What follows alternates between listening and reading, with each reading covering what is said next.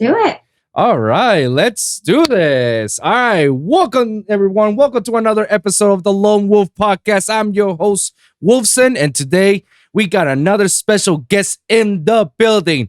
It's been quite some time since I've seen this woman. This girl has an amazing, fantastic voice. I tell you, when I first time heard of her for one of our mutual friends, Ricky Schmears, Nitti Gritti, shout out to him. I was like, holy crap, who is this person? And then I've heard everything about her, including her band with co-host Yardij and a couple more other electronic music songs, which now also has a side project, which is now in the works and it's coming out very soon. Please, everybody, welcome, make some noise to the one and only Deja from Yardij. Let's go!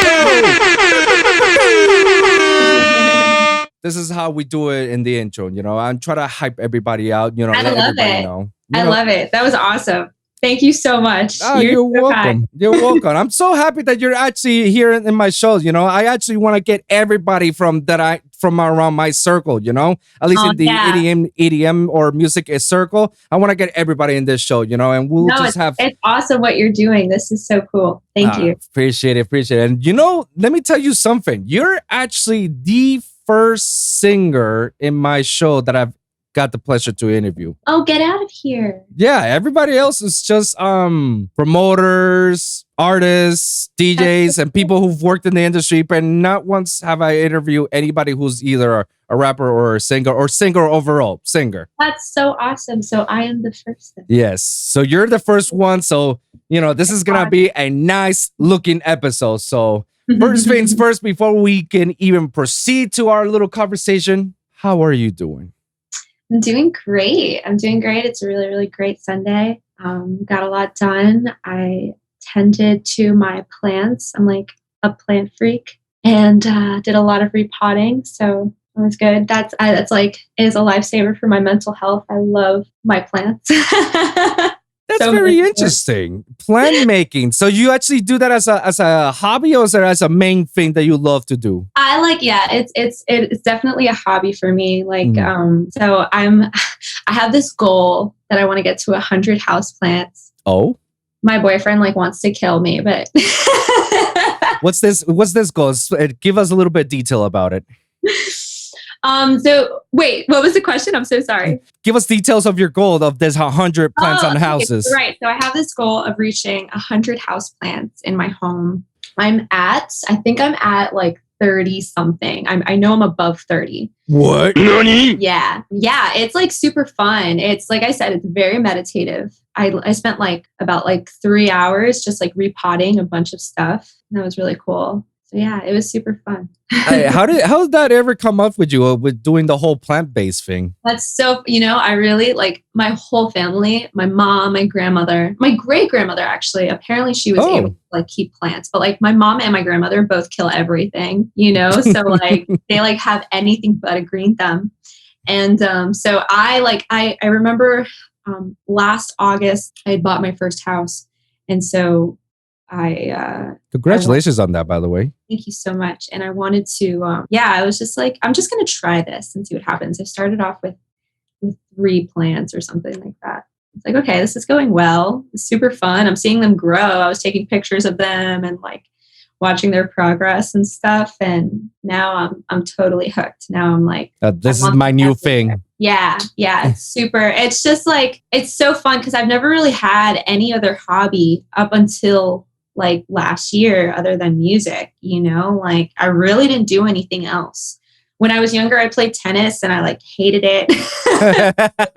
No, we all did. Trust me. Isn't that so funny? Yeah. It's my family was either musicians or they played tennis. So I got sucked into the tennis thing for a little bit. And then after that, once I finally was just I'm done with tennis, all I did was music. So this has been super cool and super fun for me. So it's just a brand new hobby and then you're just enjoying it overall. Yeah, it's great. It's awesome. Well, that's pretty cool. We got a little similarities in there, between families, Oh, yeah? Yeah, because believe it or not, my dad, I remember one time he put me up to tennis and I hated it. You know how bad I was in tennis? I'll tell you how bad I was. They fought because of my age at the time. I thought I was 13 at the time, I believe. Okay. And he put me into tennis. He put me on the country club, and then the instructor's like, "Oh, okay, yeah, you're Wolfson's son. Yeah. Don't let me put you over here, okay?" They put me with the big guys. Right. I sucked. So it's like, all right, maybe you should jump into the intermediate people. All right, cool. Couldn't get the hang of it. It's like, no, you know what? Maybe you should actually start from the beginning and go with the kids. Yeah.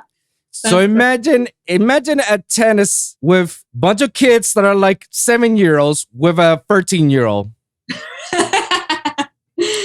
Oh man. Yeah, that's how bad I was. And after that, I was like, you know what? I think this is not in it for me. Not you know. thing. And the other thing that was similar is the whole plant thing.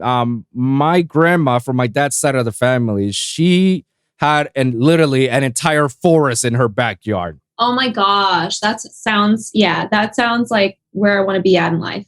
Oh my God. Now, I kid you not. She had a forest.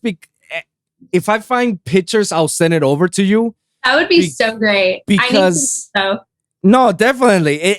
I know she had like a couple trees. She had like a pond, and that pond had frogs and other stuff. And then you got other plant based that she's always all the time gardening even more. I think her favorite thing was the bonsai. Oh my gosh, we have a bonsai, yeah. Yeah? They're so cool. How big are they? Mine is super tiny. Oh, like mine is super small. Like I mean, we bought it last year, but they grow really, really, really slow. It also, I think, depends on like their pot size. Like if you know, they just kind of they conform. So, but yeah, those things are super, super cool because you can like shape them and stuff like that. It's really awesome. I believe that's the one that you have to have the most patience out of it, because I forgot that I know she mentioned to me once that, you know, with a bonsai, you had to be very delicate and patient about it, because there's times in which you need to cut up some of the branches and you need to talk to it. Not like seriously, you need to talk to it as if, you know, it's a living thing, just like you. Well, technically they are. They're the ones giving us oxygen for us to breathe, literally. Absolutely. But you know, you have she gave me the whole rose. Is like you gotta talk to them, you gotta water them properly, you gotta help them cut up some of the branches so they don't have like little thorns around, so they can grow even bigger. And then once in a while, you gotta switch spots.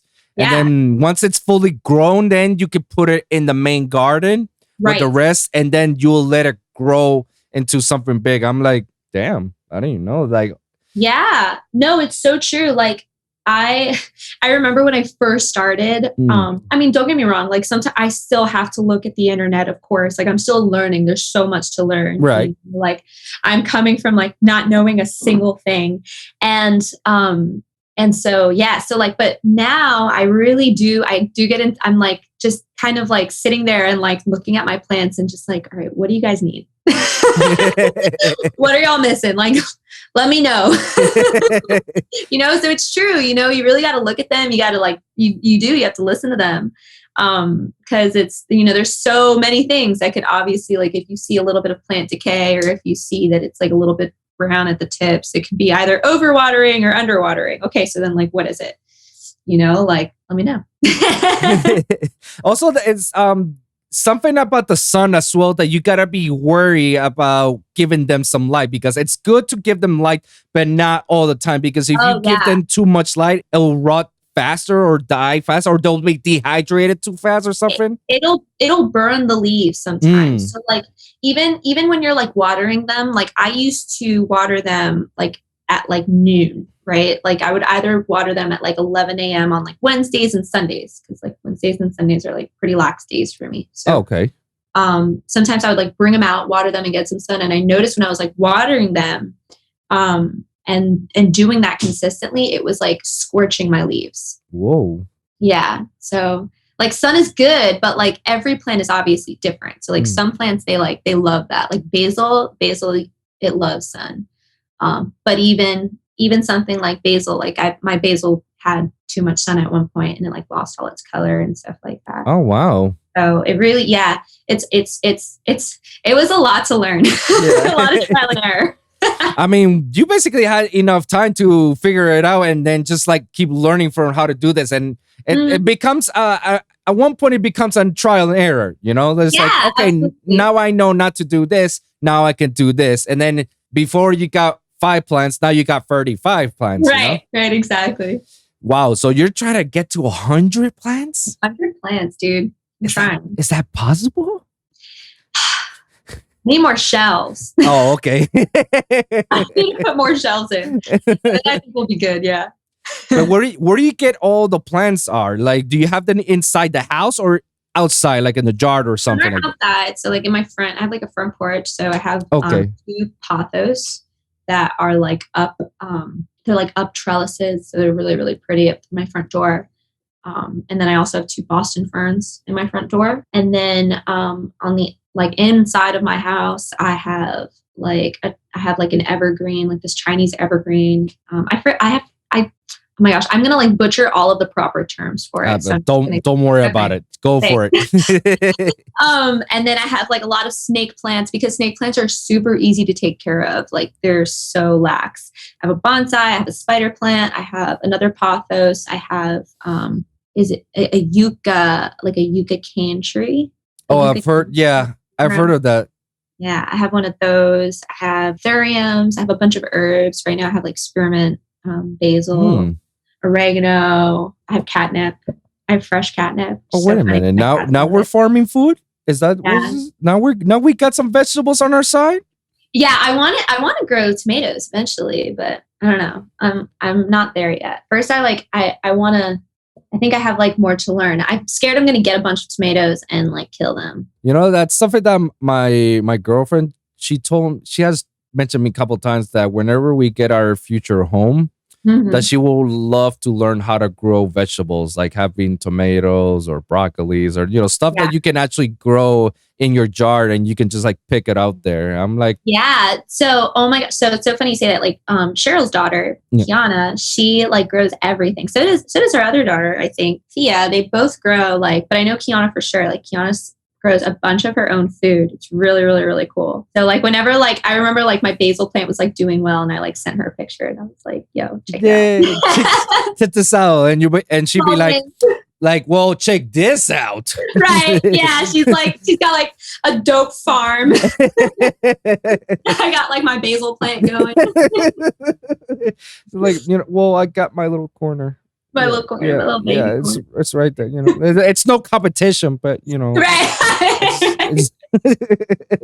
So that's pretty cool. So, do you think it's actually much more healthier and natural that you take your own vegetables rather than go to a place like like any of these supermarket places? Oh my gosh, I'm like, to be honest, I'm such a food snob. I've like always been. So I'm like, whenever I go food shopping and stuff like that, I really try to buy like all organic and stuff like that. And so yeah, like that would have obviously, like I would love to be able to grow my own like organic farm and stuff like that. Like grow my own, sorry, not like grow a farm, but you know what I mean? Like, right. For organic fruits and vegetables, that would be awesome. Cause yeah, like then like what's going in it and stuff like that. And it's like, it's right in your backyard, so there's no like any sort of like contamination or anything. I don't know. That's where my head is at. I feel like that's one of the things I was actually thinking about, like the risk of doing it on your own. That's just me thinking in my head. It's like, what if it could get easily contaminated by what? By I don't know, by anything or. Yeah, no, I hear your point. Yeah, that's so true. Like, these they have been doing this for like ever. They know how to not contaminate it. Right. That's very, very, very true. Or bugs, bugs can get in. Like, when you get into that stuff, like you really, really got to know what you're doing. Right. You really got to do your homework and stuff like that. Because it is food that you are consuming. So but just imagine, you're farming and your dog is literally take a dump next to the farm. You're gonna have like a nice shit flavor tomato or something. Oh my god, I don't know. That's where my head goes, So I just want to make sure, like isn't one of these risks. The other risk is like the easy one, like bugs. How do you keep away from them? The bugs, yeah. But like there's like, I don't know. Even in my house plants, it's really funny. I have like a bunch of bugs, but none of them are like bad. Like there are some like harmful ones that you definitely want to get rid of if they're around. just plants in general just attract bugs. Not all are bad for them, you know? No, of course, not all of them are bad. Like if I see like a caterpillar or a ladybug, it's like, oh, you know, they're having a good time, you know. But then if I see my worst enemies, ants, spiders, flies, mosquitoes, bees, anything that can easily harm me, yeah, I don't know. I don't want to be near them. That's so funny. I love bees. I'm like not afraid of bees at all. You know, I'm not afraid of bees either. Yeah. Because I learned how they think. Oh yeah. It's basically the same thing as any other animal. Don't antagonize it. If you antagonize it, then you know he's gonna come for you. But if you don't leave it alone, he's just flying by. He's not gonna stung you unless it's being provoked. Yeah, absolutely. Yeah. Like so bees, if they sting you, I read that they die. Yeah, I heard so too. But yeah, and like the little sting actually gets stuck in your skin. Yeah. Poor bees, man. They have a soldier way of life, man. That sucks. It's true. I mean, they go out, they do their thing, they die. It's like, all right, we got like 20 million more. It's like, damn, bro. Right. Feel a little sympathy on those little bees. It's hard out here for a bee, man. Yeah, man, for real. Poor bees. Have you ever had any sort of encounters besides insects that you were like, whoa, what the fuck is this? Oh my gosh. This isn't like garden or backyard related at all. No. But like probably the worst experience I had with like an unwanted friend like that. Yeah. Was I was like on tour with Yardij and we were going through New York and we had this off night. So we were like, well, let's go party in I think we were in Manhattan. I don't even remember. I think we were in Manhattan. And I had put my wallet like down on the sink and I picked up my wallet again and I was walking out of the bar like on the street at this point and I feel something on my hand and it was a roach. I freaked out and I screamed so loud I like threw my wallet on the street while everybody's crossing and everyone's like, what the hell is this crazy woman doing just screaming in the middle of the street? And yeah, it was so embarrassing, number one, and number two, it was just I felt awful. Just wanted to set my whole body on fire. Oh, I'm with you on that. Fuck roaches, bro. Oh, yeah. I know they don't do anything, but still, it's just like. I know. They don't. But yeah, no, those are like definitely like, I'm down with anything else. I'm down with spiders. I'm down with bees. I'm even like, I hate ants are annoying, but like, I don't, they're whatever, but like roaches, man. Well, you haven't met the Puerto Rican cockroaches. What are those like? Well, think of a big bubbly roach, but they can fly. That sounds awful. Yeah, that's what my childhood was most of the time. That sounds like hell. No, but Puerto Rico is beautiful. Other than these flying. No. Puerto Rico. Roaches. Until you see a flying roach. I mean, once you see a roach in the floor, you're like, oh, I'm gonna kill you. I'm gonna step on you. Until they start flying towards you, that's where you go. Yeah. Oh no, I'd lose it. I'd lose my mind. Oh, don't worry. You're not the only one. So is every other Puerto Rican. They can act all gangster about, like, oh yeah, I could kill a cockroach and whatnot. Yeah, bitch. Until they start flying towards you, so we'll see if you can kill the same one, No, that's ugh. That was the worst encounter I've ever had with an insect. Was probably a spider, and the worst part about it is that I was in the bathroom doing my business, and then I was just like, back then we didn't have smartphones, so you basically when you're doing your business in the bathroom, you're just like looking around your bathroom, just, if there's a magazine, it's like, oh, let me read it, You open up the sink, it's like, cool. There's like more than toilet paper. There's toiletries and other stuff. That's cool. Yeah, you don't wanna. And then it's when you turn to your southern right that you see something yellow. Oh man. On the bathtub. Oh man. And that's when that like you like. And then all of a sudden the fin starts to. I'm like, Nani? Look, the whole time you're telling this story, it's like some terrifying background music in my head. Yeah. Just picture wild. that. Just picture that, just picture that basically. And mind you, I'm without my pants and I had to jump over. No. I had to jump over from my bathroom and I locked that bathroom. And I was like, no chance in hell this one's getting out. Oh my God. Oh my God. The funniest thing is that I was alone in my home and there was like, crap, I got no backup. If this spider gets me, I'm on my own. I'm done. That's it. That's it. Like, that's it. So I basically got in. I saw the spider. So I was like, let me put some raid for cockroaches. It's like, I don't know if this is going to work, but it kills cockroaches. So it might as well kill the whatever insects flying out. Right. I don't know what I did, but I pissed him off. What'd he do? I just went like this near him and he starts going faster and then starts trying to go to me. I'm like, so I locked the door again and it's like, no shits. I put like socks underneath the bottom of the door so he won't get through it. Like, hell no. That's so funny. No, that's just one instance I've ever had encounters with an insect. I have too many stories with what animals overall. Right. My top favorites were probably the few times I've ever encountered with a shark while I was surfing. Wow. Mind you guys, spoiler guys, I'm okay. I'm alive. Whew. I know, right? You never know if somebody gets this like, oh my God, he got bitten. It's like, no, don't worry. I'm good. Like my legs are still here. Don't worry. Oh man. But that's weird. No, the best thing I can tell everybody is whenever you encounter a shark, do not panic. Just swim softly to the shores and you'll be all right. All right. Man, yeah, no. So much easier said than done. Of course, because everybody will panic right away. And the shark, you don't know his day. You don't know if he's pissed off or he's just like wandering around. It's like, hey, look at that. Humans. Right. Yeah. Yeah, no. So, and the other two were probably rat incidents in my old apartment in South Beach. Oh, man. Yeah, no, that was the worst one because like I never seen a giant rat like this. You sure it wasn't a possum? It was inside my apartment.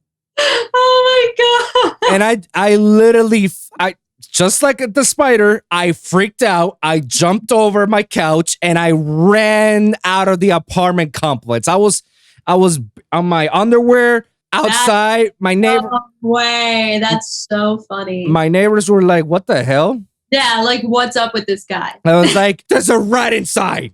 There's a rat inside my apartment. Oh my God. The first thing that pisses me off, they was like, did you clean the dishes? No, they didn't. It's like, you need to take out the trash once in a while, because that will attract the rats. You need to clean your dishes. I'm like, dude, I'm not a teenager. I know how to clean my apartment. Like, I know how to maintain it. No, there weren't any dishes. Oh my God. I barely eat in my apartment. I don't have anything in my sink. In fact, if you go inside my refrigerator, you'll feel sorry about me because you'll be like, God damn, this poor sucker, man. Do you eat out a lot? At the time when I was working in the Clevelander in South Beach, I ate a lot outside. I barely had any time to cook because most of the time my shifts were in the weekends and I work a 12-hour shift. So, most of the time I eat at work and they give me the free food and I'll just enjoy it and that's what I eat. Yeah, absolutely. That's awesome. So it's like I really don't have time to have a meal for myself prepare. The closest thing I could ever do was make a sandwich. That's pretty much it. And even so, I use plastic forks and plastic plates. So it's like it's not like I have anything dirty inside the sink or anything. And I take away the trash whenever it fills up. Because by the way, it takes very long for it to fill because again, I don't do anything much in my own apartment. Right. So yeah, those were the worst times. And the best one, best one, Massachusetts. I was a counselor for a camp and I was sleeping in one of the bunks with my kids and I heard the door opening, shut. And it's one of those wooden doors that that has that little squeaky sound that yeah. Oh yeah. So I've been hearing that yeah. It's like what the fuck? Out. I was like, what the fuck is wrong with these kids, bro? I'm gonna roundhouse their asses, bro. Right. So when I turn around for my bed, my bed is next to the door. I'm looking at like a black shadow going through the trash. Uh-huh. And when I actually like open my eyes even further, I'm like, it's a black bear. NANI? Oh, it was a black bear? It was a bear. Like, I don't know if it was black, but it was dark, pitch black. I could assume, like, yeah, it blended perfectly with the environment. Oh my gosh. And it wasn't a big bear. It was a cub. Well, that's even scarier. Yeah, I know. That's worse. You know that mom is somewhere close. Yeah, exactly. And we're in the middle of the woods. Oh my gosh. So I literally go, shh, go away. Because I can't scream, I can't get up without having my kids to go all panicky mode and just go flip out on me, and then things could get worse. Because obviously, if the bear gets inside the bunk, he cannot get out from the same door because the door is actually like you push it from the inside. It doesn't push from the outside. Oh man. Yeah, no, so I basically got off my sheets very slowly without him noticing, and I stomped my foot very hard, go boom, and he just like panic and run off. Wow. So the first thing I did is like I looked around, I put all the baggages and all the other stuff and barricade myself. All the kids were like, "What happened?" It's like, "Don't worry, go to sleep." Right. Don't worry, go to sleep. And there was no way for me to communicate. Again, it's in the middle of the woods. You have no cell service. You have to let the owners know, or the head staff at that time. I was shitless, and I was like, yeah, no, I'm not gonna risk my life to go out and let everybody know. It's like, hey, there was a bear in my bunk, just let everybody know. No, fuck that. If the bear encounters you, that you're on your own, chief. Yeah, no, I'm sorry, That's so wild, man. That's a crazy story.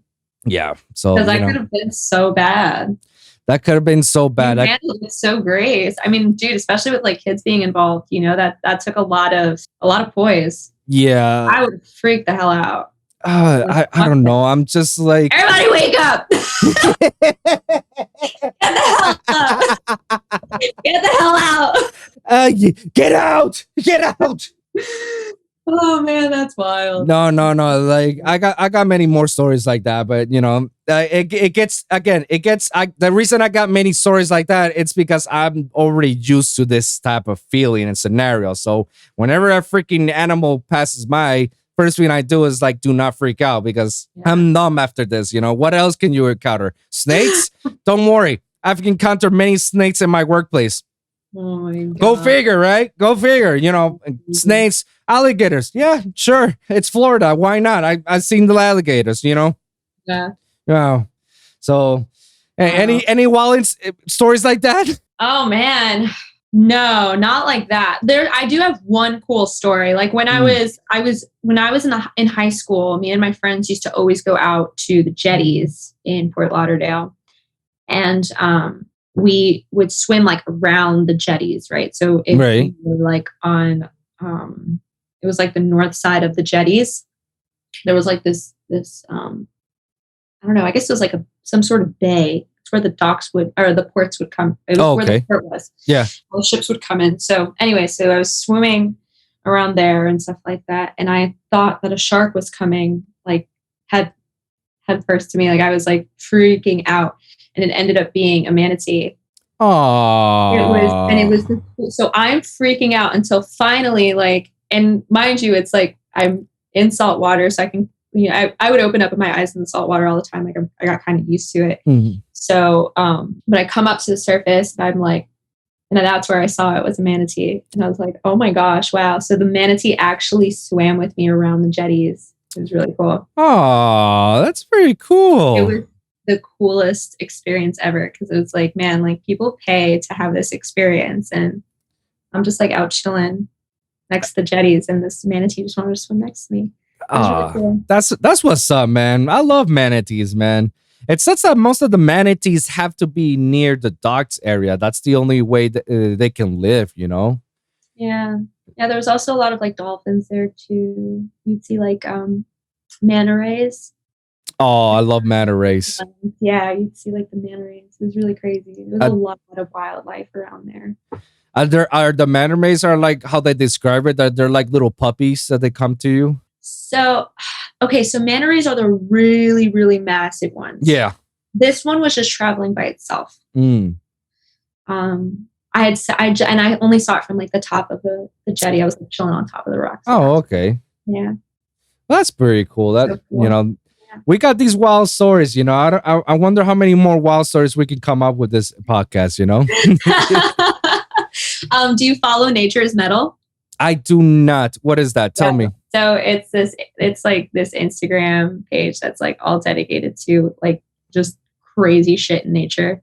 It's really, really like gruesome though. It's like really bloody and gory sometimes. But I love what? Why bloody and gory? Well, why? Because you see like, okay, because like it'll like post pictures of like I don't know, like a lion like literally eating a zebra. Oh. Yeah. Okay. But like a lot of the stuff is really cool. Like there's a lot of like videos where you see like a bunch of animals, like, you know, like you just see like how crazy it is. Yeah. Really, you know, like a freaking hyena running from a lion or something, you know, and like, or a lion taking down a giraffe. Like, NANI? Yeah. Some really crazy shit. It's a cool page though. Well, I'm definitely going to take a look at it. Now you piqued my interest on it. You know, I'm always intrigued of watching new stuff just to like, cool, you know? Yeah, like, yeah, it's super, super sick. Well, let's try to switch topics a little bit because it was a nice conversation with these all stories that we come up, you know. But we're going to go back again to one of those hobbies later on and I will tell you later. But for now, let's go on with you, you know, because I know I've met you through Cheryl and through Ricky, you know. And as long as I met you, you're always been this dope singer, you know? Thank you. But I want to know, have you always been a singer? Or, you know, like you said, you have been your influence from your family. Where did that all come from? You know, I want to hear the beginning, the roots of where Deja started. So I've been singing since I was like about 4 years old. That's like when I first started taking lessons. Oh, wow. So I've been like singing pretty much my whole life, you know? So it's definitely always been a part of my identity. And yeah, like I grew up in New Jersey. I lived there till I was about 12. I'm sorry. I lived there till I was about like 10 or 11, my bad. And I had the same vocal coach that whole time. And when I moved here, you know, I actually moved to Florida. My family moved to Florida because of tennis. So I actually wasn't, I hated tennis, but I actually wasn't bad. Like I was number 10 in the Northeast region. Which shit. Really so we came down to Florida because obviously the competition is really, really crazy down here. You know, it's incredible. So, but I just like, I really didn't love it. My head wasn't in it. You know, when I was playing tournaments, like I was like always singing or like, well, I think my last tournament, I was like doing pirouettes on the court. Like I just I wasn't in it, you know? And, you know, finally I broke the news to my family that like, you know, I just don't love it. I don't really want to pursue this anymore. And I really, really love music. I would like to pursue that. And my family, I've been so grateful that my family has always been so supportive of all of my like endeavors, you know. My family always dove headfirst into anything that I wanted to do with me, you know. So it's always been really, really, really cool. That's actually pretty cool. You know, because unfortunately, not many families are very supportive with their kids and their careers or, you know, their hobbies. Especially when it comes to music, because more so the parents' job is they just want to make sure that you're taken care of. Like you got something that you know you don't have no problem falling back because you're already good. You're already there. They just want to make sure that you have your own safety net. And then when you start pursuing this career of music, we all know like the pitfalls out of it. You know, the risk is very high. And when you try to take it, like they don't understand and they are like solely against it. And most of the time, not many families don't support it. My parents didn't support me on my music career until I start showing them like results. Right. That's when I start showing the results. It's like, hey, I'm playing on this festival. Like, hey, my music is being released on this label. Like, hey, Yeah. I'm working with these festivals. Like, hey, They begin to appreciate it. yeah, that's when they really feel like, oh my God, you're actually getting good at it. It's like, I didn't follow it. Like, okay, yeah, then go for it, you know? Great. So it's actually very cool that your family has been supporting you with your singing career since the get-go, you know? And that's actually very cool, you know? I wish that many families are like an example for yours, that, you know, they can just support you for what you really want instead of doing something that you're trying to, you know, please them so that way they're okay. Right. Yeah, definitely. You know, like music was always just something that was so obviously so important to me and like really sacred to me, Right. you know, like, so I was so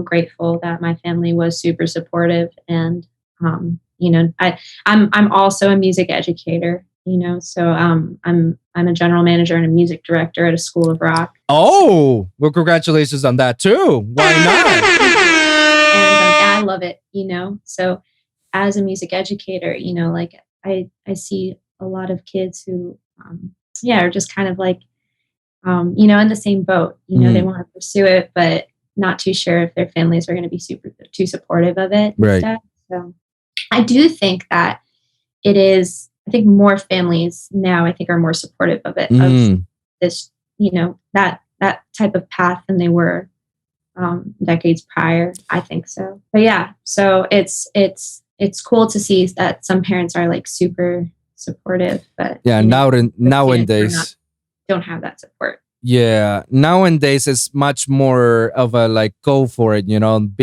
Like I said, my parents. I was born in '89, so I'm in my 30s, and obviously my parents are from the old generation, and that old generation is more about, you know, work hard and achieve your goals, get a degree, and, you know, do the regular shit and then pursue it, you know. Right. But I will say from my parents, and I do appreciate them for always supporting me. Even when they're not agree with it, they still love me and they still support me. Yeah, that's so true. That's a huge difference. Yeah. So, you know, because I know there's families in which like they have such a bad time with their child when they're pursuing their career as for music, you know. And they're not in full support. But I was grateful enough that my parents, that even though they do not agree, they still love me and support me, and they still want me to thrive in. They just want to see how far can I go and how far can I take this to make this as a living, you know? Because obviously they don't understand that all the falls or all the come outs in the music industry, you know. So that's where I built in this podcast in which my parents listen to it religiously. And I'm like, wow, I'm honored that they listen to it religiously, you know? Like, and they, you know, once in a while they text me and saying like, wow, I didn't know that you had to go through that. So I'm like, you know, like, yeah, like some of the stuff that I had to do, you know, obviously you didn't understand it at the time, but you know, I had to do it, you know. Obviously I had to get the degree. I didn't want it. I wasn't in it at that time. I just want to be an audio engineer. That's what I wanted. But the school I went to lied to me. They say like, oh, you take half of the courses and then you can be an audio engineer and graduate. It's like, all right, cool. By the time I got there, it's like they didn't have the program. There's like, oh no, you graduate here and then you go to another program. Oh man. So it's basically I wasted like 6 years of my life in college. Wow. Doing a degree that I would never use it in my life ever again, because it's not a degree that I care or like or pursue. Granted, it's definitely a degree that if I would have loved it very much, I could have make hell of money. Yeah. On a very great position, but that's not my passion. That's not what I'm happy about it. You know, I want to be an audio engineer, a music producer, whatever it is in the industry. That's what I want to be, and that's where I moved to the States, and then went to SAE, and then that's where I met Ricky, and you know, and from then on, my career started to go up from there. You know, So you know, because like it's many things that I tell people, you know. Go with whatever makes you happy. Don't do something that doesn't make you happy, because if not, you'll be spending the rest of your life unhappy and regretting yourself that you wish that, oh man, I could have actually done that back then. I wish I had enough time. I wish I had, you know, could have go back and do stuff, you know? It's so true. It's so true. Like when it came to school, I never really found, I did further my education in music. So Right. I took like theory classes. I did take some audio engineer classes and stuff like that because I wanted to understand the basics and at least take it from there, Right. But other than that, there was just nothing that I felt like was going to make me happy, and I'm such an idealist when it comes to that. I really am. Oh, yeah. Like I really don't believe in doing something that you don't love, and every job that you take on, everything that you do is going to have its hardships. Mm-hmm. There's no such thing as a job that doesn't have that, Right. You're always going to have your bad days, and that's fine. But I'm so grateful that what I do is as fulfilling as it is, so that's been super cool. No, that's definitely cool. I agree with everything you just said. I'm actually am in the position in which I'm happy with my life. I'm happy with my career. Yeah. It doesn't make much money, but you know what? I'd rather be happy. Yeah, so true. But I know that this is just a starting point into something bigger and better, because I'm always the type of person that, all right, I got to start somewhere and I got to try to figure out what is it that I want. And once I figure out what I want, I ain't going to stop. Yeah. I ain't going to stop until I get it. Once I get to that position, I find another goal and then I so on. So I'm constantly finding myself goals in order to progress myself, and also at the same time expand my horizons. There's other cool things that I could do, Podcasting is one of them. And I tell you, it has been the most fulfilling thing that I've ever done in my life. I've never been like, that's so awesome when you find that thing. Yeah. When you find that thing, it's like never let go and go ahead and pursue it. Because, hey, I've been DJing for over 15 years. It's like I could say it's been a decade since been DJing. And I thought DJing was actually my passion. It still is. I still DJ here and there, not as much as I used to back then. Right. But I figured that I always thought that DJing was always a short-term goal, not a long-term. Mm-hmm. And I always want to play the long run. Yeah. Always. So I always figured, like, how long am I going to be doing this? Because by the time I get to 40, I'll probably have my back broken or how many times I headbang in my sets, So, that was like, okay, let's put that aside for now. Okay, music production. I love making music, but then I'm not as big as a musician like you and Ricky and Shindo are, that, you guys know your music theory and you can play through any tune on any key. I'm not like that. Like, I only know like certain keys, like the most basic ones, like the F minors, the F majors, the C minors, the D minors, E minors. Like, I only know that because at least the style of music that I perform or I create follows in that category. So I only know those little notes here and there. And it's still not enough for me. It still wasn't giving me any fulfillment because I feel like I wasn't given enough consideration of what was making me happy. It was more about making others happy and hoping that please others. So again, I put that on the side and I took a hiatus and said, like, let me just reevaluate what I really want to do with my life. And then when podcasting came along, I was like, bro, I've never been this invested, this fulfilled, this happy. And I'm just like a talking machine all around. I just pick up my mic and let's go. Let's go. Awesome.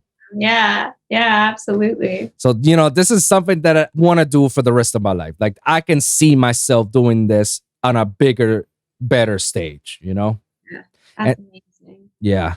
So let me ask you something, because like, I know you are now like a GM for music for the School of Rock, right? Mm-hmm. Is that like the genre of music that inclines you the most to make music, or is there other influence of genres that you like to do? I'm definitely one of those people that just listens to everything,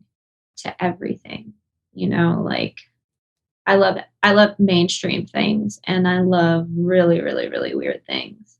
Okay. So I'm like, and I think it's so cool because I'm just inspired by so many different things, so when I was with Yardij, it was never like really like, it wasn't like rock, like we never really did rock music. We were just a live band and it was like more like indie stuff, like indie alternative and stuff like that. Definitely has some roots in rock, of course. But yeah, so I think when it came to Yardij, a lot of our inspiration was just so many different things. It was blues. It was, the early 2000s, like garage rock as well. Right. So many different things, but it was really, really cool. It was different. It was different for me.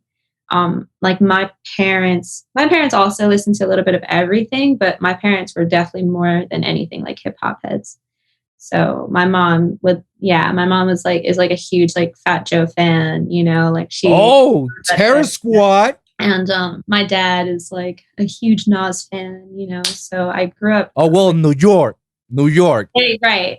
Yeah. That's a memory embedded in my brain. Is like being like 3 or 4 years old in the back of my dad's car while he's blasting like Nas or something. Yeah, that's what's up. Okay. So I grew up on definitely a lot of hip hop, a lot of R&B. My mom would play the Miseducation of Lauryn Hill. That album was like pretty heavily in rotation. So yeah, it's pretty cool. That's pretty cool. That's the stuff that I grew up on. Yeah. So you're basically being influenced by any sort of a music genre. Like your parents just literally, in a way, teach you how to appreciate and listen other genres overall, music overall, Yeah, definitely. That's pretty cool. My parents did the same thing. Obviously, my parents like a little bit different taste. Right. I grew up with listening to Phil Collins. Nice. Listening to Johnny, which is like a whole different subject from rock to orchestra. Right. Wow. Yeah, and I've been influenced by a lot of also. Oh, UB40. That's one of my favorite reggae bands. Oh, cool. Yeah, UB40, super dope. Oh yeah, I love UB40. It's all thanks to my dad, and he also influenced me. Obviously, the legend Bob Marley. So, he taught me how to listen to and appreciate other genres of music. Even though he's not a fan of EDM or the mainstream shit or any fan that I would listen or my brother would listen, like he's totally against it. But it's funny that he helped me learn how to appreciate music from different genres. Not because obviously he taught me from rock to reggae to orchestra. Like none of them are different feels, And from there, I decided to start listening all sorts of stuff. That's where I grew up with Linkin Park, Blink-182, Sum 41. And then I grew up then for listening to the G Unit Squad, 50, and then Ludacris, and then Eminem, Yeah. And then from there, I grew up to listening to, reggaeton, because in Puerto Rico, that's where reggaeton was all born, Yeah. That's all you hear in every freaking party or car. You will listen to Daddy Yankee, the Wisin and Yandels, and the Don Mars, and a lot of them too. Yeah, and then later on, that's where EDM started to influence me when I started listening to Tiesto, and then obviously from Tiesto to Deadmau5 to Pendulum to Skrillex to all the music genres that I listen and currently listen to. Like I truly appreciate him, and I hope that I can actually share and influence these certain values as well to my future kids, and let them know, like, hey, I used to be, fake gangster, but I like listening to nice old melodic stuff. It's peaceful, it's calmer, Yeah. But definitely. I was always, if I could go back, I can tell you that I was always the surfer dude, the skater dude, the rock dude. My whole life was that. It was probably by high school that I got a little bit of influence of reggaeton and hip hop because everybody's going for that route. But I was like the whole time that was always a skater dude, because again, I grew up in an island. You're surrounded by water. Like, what can you do? You can longboard and surf and all that, and obviously you'll be listening to all the cool punk rock songs all around, Yeah, that's super cool. That's super awesome. Yeah. So let me ask you, so where did it all Yardij came about? Like, how did that all started, and how do you guys figure that, this is the route we're taking from Yardij to be this little rock band? So yeah, when I was in high school, I had met Cheryl when I was about like I think like I was like 14 or 15 years old. I've known Cheryl for such a long time. Oh, wow. So she, I would always like sing at these like different events that, my mom would just like always like see. And, my mom was always super supportive. So anywhere that, she saw an opportunity, she would say, hey, there's this thing going on. You want to sing for it? And I'd be like, oh yeah, let's do it, And so Cheryl had seen me like sing one day and she, she thought I was pretty okay. And just saying, yeah. And yeah, that started. So that was really cool. I grew so much as an artist, just being around her artists at the time, like tremendously. So just with stage presence and just fine-tuning my artistry in general, developing who I was and all that stuff. So I worked on that for a really long time, and I had signed with a production label. So they were helping me out with like a lot of music and videos and all these amazing things, so all that stuff. And then I don't know, I just had like, I think it was my senior year. Well, I had already started thinking about it like my junior year. Right. My junior year, I was doing virtual school because I was getting pretty busy with my music and stuff like that. So I was just like, all right, let's just do the virtual thing. And when I was doing the virtual thing, I definitely had a lot more time on my hands. So I think that's where the whole notion started, where I realized that I really wanted to be on stage with other musicians. When I started picturing myself on stage, like it wasn't just by myself anymore.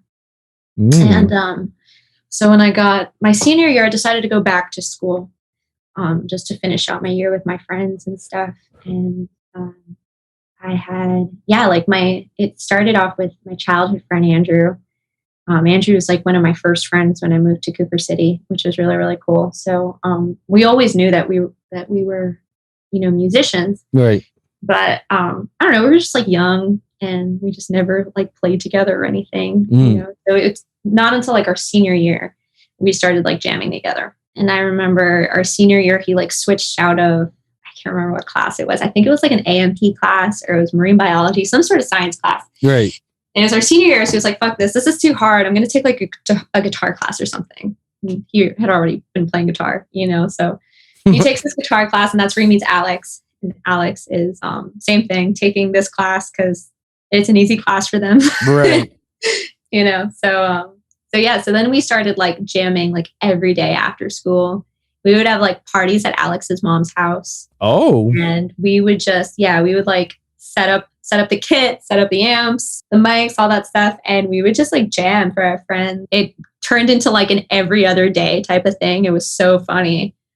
It was just so much fun. It was really, really, really fun time. So when I remember I was telling this to like Cheryl and also Randy, like I had met Randy Acker and he wanted to as well help out with my career and stuff like that. And I remember telling them and they were like, what the fuck are you thinking? Like,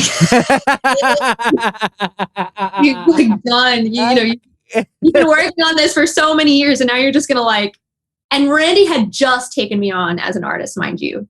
He had this is like fresh, brand new. And, oh no, hold on. Actually, I take it back. We hadn't even signed yet. Okay. Like we knew that we were like going to do the thing together. Right. And that's when I was like, okay, like before we get any further, just so you know, I have this bright new idea. What if? Yeah, right. What if? And they were just so like, dude, like I said, like, what are you thinking? Like you've been working on this for so many years. This is like, you're going to be starting fresh. And I was like, I know, but I feel like this needs to happen. I think this is where I need to go, where my life needs to take me and my career and my artistry and all this stuff. And I'm kind of the same way. When I have something in my brain, it's like, it's so hard to tell me otherwise. And it's so hard to change my mind about it. Finally, like, I said, just check us out. Like, let's rent out a studio or a rehearsal space. Let's rent out like a studio/rehearsal space or whatever. And, we'll prepare a couple songs for you and just show you some of the stuff that we jam on and all this stuff and take it from there. Like, if you hate it, you hate it, but check it out first. Yeah. you know, and yeah, like we rented out this space, and I remember like the first time that they really like saw us in this rehearsal studio was really like magical. It was really, really dope. They were super down for it. So I couldn't thank them enough for being as supportive as they were and taking a major leap like that with me, you know. That's dope. It was really awesome. Yeah. So it just kind of started off like us being just some high school kids, you know, like a lot of bands do. Right. Some high school kids that just wanted to play music together. And that's, I think, what was so cool is in the beginning, it was just so like organic, you know, like, I remember like at that time, I was like a huge fan of like the Grateful Dead. And that's pretty much how the Grateful Dead got started, was they just would throw these parties, these like psychedelic ass parties, of course, but throw these parties and people just fell in love with their energy, you know, and they would have these parties like every weekend. It's like, they'd go into someone's house and a bunch of people there, and the Dead was playing, you know. So it was really cool. Like I just remember like just, you know, just kind of immersing myself in the Dead and learning about them, and me realizing like, man, we're kind of doing the same thing. Like we're throwing these like random parties in high school, and like all of these people are coming just to check us out, you know, like this is so cool. So it was pretty awesome. That's pretty dope. And let me ask you, in all that journey, where did Ricky ever fit it with you guys on Yardij? Because I know he was the drummer back then, right? Yeah. So I met Ricky, I think probably a year or two after I met Cheryl. I think I was like 16 or 17. And we had started off by, we did a song together. It was Pressure. Okay, we did Pressure together. That was like our first song that we had written together, I believe. Wow. It was also with Cheryl's two other artists at the time, Jesse and Jader. And that was, so like that was the first time we ever like had worked together. It was super awesome. Oh, and Gio as well. There's another producer on it, I believe, Gio. And first time we had ever worked together. And I think me and Ricky just always like kept in touch, you know, like I had a show. He was actually supposed to be a DJ for one of my shows. I was like opening for Jake Miller at Revolution. And Ricky was the DJ for it that night. And this was before the band or anything. This was like when I just had my own solo thing going on. Yeah. And I think he ended up getting like appendicitis or something. He's like, yeah, I can't go. Oh no. So me and Ricky had like known each other for a really long time. And I want to say that the first time we jammed together was at that rehearsal space. Oh. You know, like I'm almost certain. Like met up with us, and we just like started playing. Like Cheryl knew that he played drums, and she was like, yeah, like why don't we just all let's fucking do it, you know? Yeah. So that was super cool. That was super, super awesome. Like so he played with us for a while. We did a bunch of stuff. We did like Sunfest together, we did FMF together, we did our first project was with him. That's pretty though. And that If I Stay was produced even when he had left, because you know his career was doing so well. Right. He helped us produce. Well, he produced If I Stay for us, which was awesome. He's always been like just a really, really great friend. Obviously, like a brother to me. You know. So. Yeah. Shout out to our little brother Ricky Schmears, Nitti Titty. You know. Yeah, if you knew the relationship that I have with Ricky, is that you'll see our text message and you think that we're in a toxic relationship. And he's just literally laughing at everything I said. Sometimes I randomly I go like, sometimes I just want to punch you in the fucking face so you can answer my text message. And he goes, laugh my ass off. I love you too, brother. I know it's crazy. I haven't talked to you. I was like, no, I know. Like right, the only way for you and me have communication is I threaten you. Like, great, you know, like great. That's fantastic. That's exactly what I need out of you, you know. My boy. Oh boy. Yeah. But let me ask you, like, while you guys were doing Yardij, even with or without Ricky, I remember that you opened up for Bon Jovi. How was that? That was awesome. You know, like I remember doing like sound check, and it was obviously an empty stadium. So when we were doing it, it was like I had no idea that the sound would travel the way it did back to me. Yeah. The way it resonated from those buildings was like nothing I'd ever experienced before. Like I think, when the actual show happened and there were people in the stands, like a lot of the times when I get on stage, like I really do just like black out. Like I don't remember much of what happened. I black out like a lot of the times. Because not like getting, I hope, wait, hold on. Not because I messed up. No. You're not saying it. No, you're saying the right way. It's not that you were drinking or anything. Like, no, that's not the way, guys. Just put a quote right there. She doesn't mean when she blacks out that she was heavily drinking. No, that's not what she was meaning.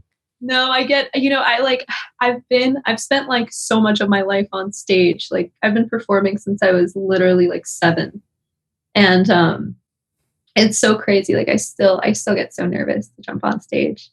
Hey. Crazy nervous. So a lot of the times when I'm on stage, I like totally black out, don't remember what happened. And I think it's because I had to it's just my way of coping with it. Like, I knew that I had to be a person on stage. So in order for me to be a person on stage, I can't think of me as myself. Right. Then I become too self-aware and whatever. So no, I hear you. No, I definitely hear you because I do the same thing, believe it or not. You can say that, DJing is easy because all you're doing is switching music to music. Oh, no. Whatever, guys. If anybody believes that's what all you got to do, know it. Good for you guys, but it's not. It's right. Absolutely. There goes more to that, and the big shows I've ever done and festivals that I've performed, I remember I blacked out. Yeah. I can only remember through videos, through people taking videos and I did this. I'm like, I did that? Yeah. Oh yeah, no, the same exact thing will happen to me. So that's so funny. Like when the show was actually happening, right? I found out through video and from people telling me that well, when we got off the stage, I learned that my guitarist had he did this jump. Nick, he did this jump during If I Stay, stepped on his 1/4 inch, and it came out. And he was so sly about it, though. He was so sly about it. He does his jump, comes right back down. Like I saw the video, comes right back down, hooks it back in. He's good to go, right? So funny. But I had no clue that had happened. No fucking clue. No. Because I was just in my own world, So yeah. Thank goodness for video and picture because I wouldn't have remembered that experience. I hear you, man. Every time I start playing, it don't matter. It's another form of me takes over and I just blacked out. And when I come back, it's what happened? Why am I feeling so weak? Why is my lights about to fall? What is going on? What is this? Oh yeah, I relate to that so heavy. Yeah, and then everybody's like, "Oh my god, you were amazing!" I'm like, "Why? What did I do? Right. That's so funny. Oh man. So how did it come out to get to that Bon Jovi gig? How you got it to there? And we won a competition. Oh. Yeah, so that was super cool. We won a competition. It was a video competition, and Bon Jovi was doing this thing. It was really awesome. By the way, he has the most incredible team. Incredible, incredibly nice, incredibly welcoming. We felt like family from the second we stepped into the building. Wow. It was really awesome. Yeah. Because obviously, and I'm sure they definitely know that, this some band, was probably going to feel sort of intimidated. Yeah. But no, they were so kind. And so he was doing this thing that it was this local competition where he would have a local opener for his entire tour, which was so awesome. So I think they had 2 dates in Florida, 2 or 3 dates in Florida. So we were the South Florida pick, which was really cool. That's pretty dope. I've never heard such a thing from any well-known artist. Right? Those are very rare when they see. when people like Bon Jovi that does stuff like that, it basically tells you a lot more about his character than So what true. anybody think about it, because it's like he doesn't have to do it. No. He didn't have to do it. He's just that kind of person, like he has that soup kitchen where everything is like by donation. Yeah. Like he has a bunch of those in New Jersey, New York, like, and I think a couple other places as well. Like that's just who he is, and it's super, super amazing to have. Dope. It's, and you know what? I commend him for doing something like that. Like I commend artists or rock stars, however you want to put it, that always help out for the community, that it's in it for the community, that they always want to bring up, the next person, the next singer, the next rock star, why not, like let me do something that, that can help someone's career or livelihood or, whatever, like let me help out, and I commend everybody who does that a lot, like, and it's only a few people that I can name on top of my head that can do that sort of stuff, so that's pretty dope that Bon Jovi did such a cool thing. I wish that many artists can do such a thing like that, like he does, Right. It's pretty cool, dope. So, and out of Bon Jovi, you mentioned other shows. Like, have you guys performed in Okeechobee Festival, right? Yeah, we did. We've done a few festivals. So like we did the Bon Jovi thing. We did Sunfest. We've done Okeechobee. We did it's like Forecastle in like Louisiana. Oh, so you travel outside the Florida before? Like you've done the tour thing? Yeah. Tell me more about how's that experience? What's it like having that touring life? So we did. It was great.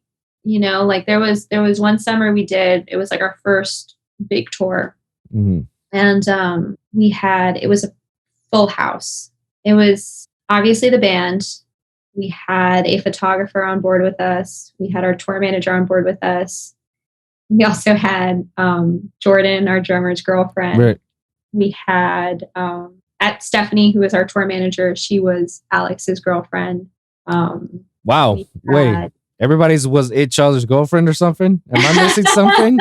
So everybody pretty much brought their significant other, and it was so awesome. Like we were always super close. We were always super, super, super close. The guitarist Anthony, his girlfriend was she was actually directing a music video for us on tour. So it was cool because all of us were just creatives, right?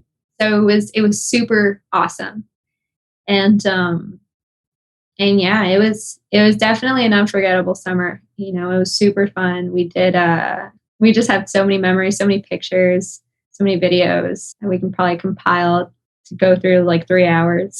That's dope. Well, I'll tell you, like my favorite show from you guys as Yardij was probably when you guys open up the open party for your EP, the Face Value EP.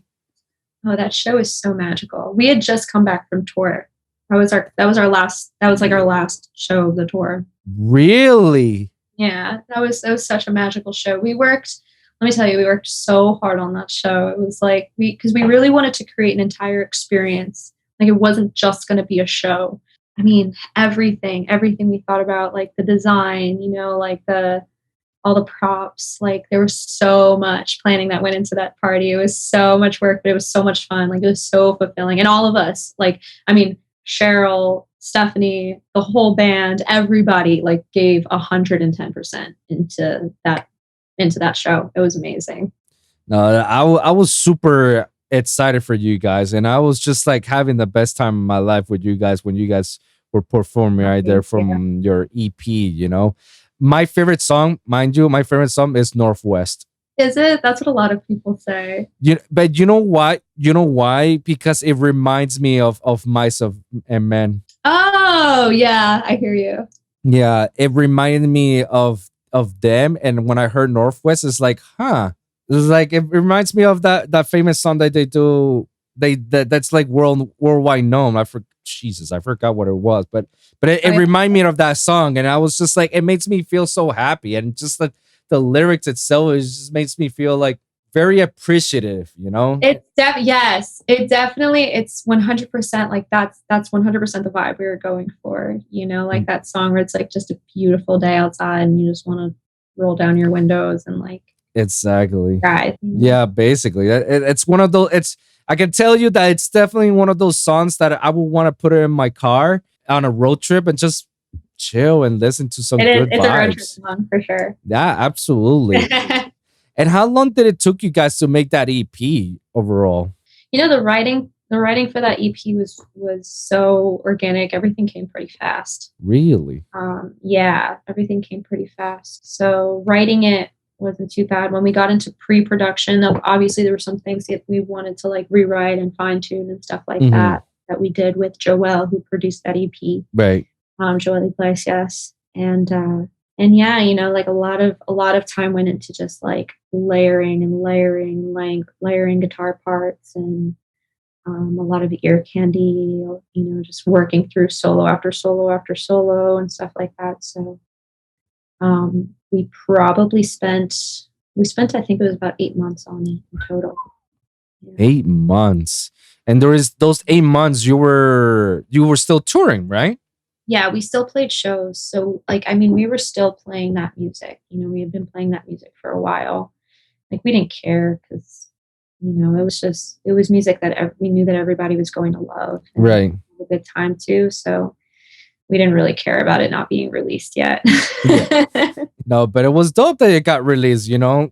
Like, again, like I bought it from the iTunes store and I have it on my phone and I listen to it once in a while because it's one of those EPs that your band is literally one of those few bands that I listen that I can appreciate music overall. Oh, thank you so much. No, of course. One thing I do want to ask you, because what it's like to be a singer for an indie rock band like yourself, what's it like to be a singer overall that not only can you just sing on a rock band with Yardij, but you also have sing on multiple songs that I was like, whoa, I didn't know you could go that far. Like from classics like Strata with Ricky, my all-time favorite song. I kid you not. That was a brilliant project that you and Ricky did. And other songs that I've heard you from other people. Like you did a song with Big and Slim that I was just like out of the left field. I was like, whoa, wait a minute. Hold up. Did Deja just sang on a dubstep song, which it went hard as fuck? Like, what? That's so funny. Yeah, I mean, like, again, so like I grew up on everything. And when I was in high school, like my freshman and my sophomore year, I was super into EDM, like big into dubstep specifically. Really? Yeah. Not too many people know that, but yeah, I was like a huge dubstep fan. Yeah, I've always listened to everything, you know, and I think of myself as a super versatile singer. So, you know, I can definitely sing several different genres. I think any good musician, you know, can play several different genres, you know, and just feel whatever that genre calls for. So yeah, you know, like that stuff was always super fun for me. Like I loved dubstep. For indie rock, that was actually something that like, you know, I did had to learn a little bit about. It was fun. It was different because I just never really grew up on that. Like I had mentioned, you know, but I loved it. You know, when I got into it towards my later half of high school, like I really was obsessed with that music. I would listen to like a lot of Strokes and Arctic Monkeys and stuff like that. Oh. Yeah. Metric. Jesus. Like yeah. Jesus. And then at the same time, I was also like super heavy into jam bands. So like Grateful Dead and Fish and stuff like that. I have a Grateful Dead tattoo.